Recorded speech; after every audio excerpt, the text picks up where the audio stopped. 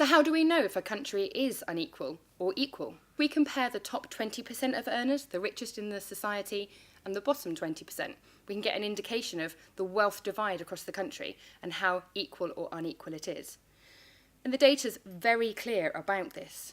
Those societies that are more equal have better outcomes across the board, from social problems and health issues.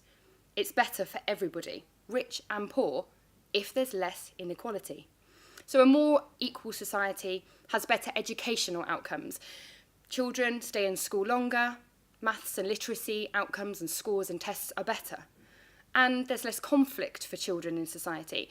There's less crime, people are less likely to be imprisoned, and there's increased trust. People are happier in those societies. And then when looking at health, a more equal society does better from that point of view too. There's less infant mortality, less child pregnancy, better child well-being outcomes. And then there's less obesity, less mental health issues are reported, and there's less addictions. And generally, better life expectancy can be found in a more equal society. So the solution is to just be a little bit aware that wealth and the culture of wealth accruing is not actually what we're about. It doesn't actually benefit us. I observe that people aren't necessarily very happy. We're having an increase in mental health in the UK. We're having an increase in conflicts and things that are showing that people are still finding their way with who they are and how they are in the world and how they interact in their community. And people are angsty, they're not necessarily happy, and we're not being really upfront about the fact that we do have a happiness issue in the UK, and probably many other countries in the world. We've got a lot of conflict, we've got a lot of blame, we're not really understanding exactly how these elements and how these people in society are working with each other and how we could be all happy if we worked a different way of working out. So much of society this day and age is focused on money, on things, the whole keeping up with the Joneses, the whole sitting on the couch and consuming. These elements are still not necessarily, identified.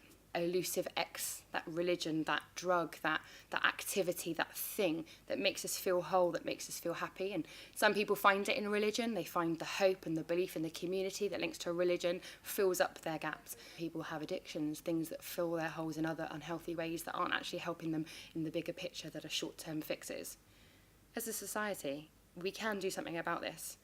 We can start to actually agree that accumulating wealth, accumulating things, accumulating drugs and other things to fill our holes isn't necessarily the solution.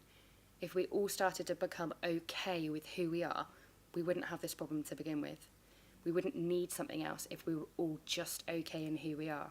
And yes, this might take resources, this might take therapy, this might take activities, this might take a conscious shift towards a more reflective society.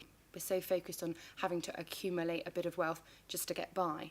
When we talk about success, why are we talking about going up a hierarchical ladder and achieving in work and earning more money? When has power and authority over people been success? How has that happened in the English language? Why isn't success a level of happiness, a level of commitment, a level of communication, a level of connection?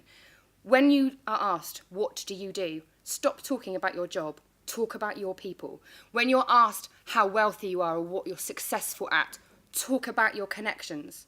You're successful when somebody thinks about you, when they're fond of you, when they are inspired by you, when they're motivated by you, when they're happy to see you, when they're challenged by you. These connections are what make us rich. So what if you choose just not to buy into the hierarchical way that society works? What if you don't strive to be rich? What if you just strive to be happy? How would this work? Some of the reasons why we are the way that we are does come from politics. They put together the laws, they put together the way that society operates. And the media also perpetuates the myths, perpetuates that rich and success equals something that gives people more worth. What if we just don't opt in for hierarchy anymore?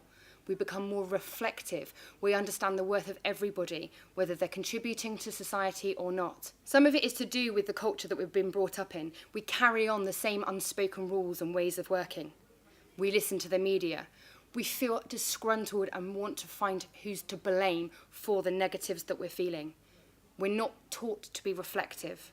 We need to stop listening to media sources that perpetuate that people are worth more than other people and start to become more compassionate, empathetic, and connect.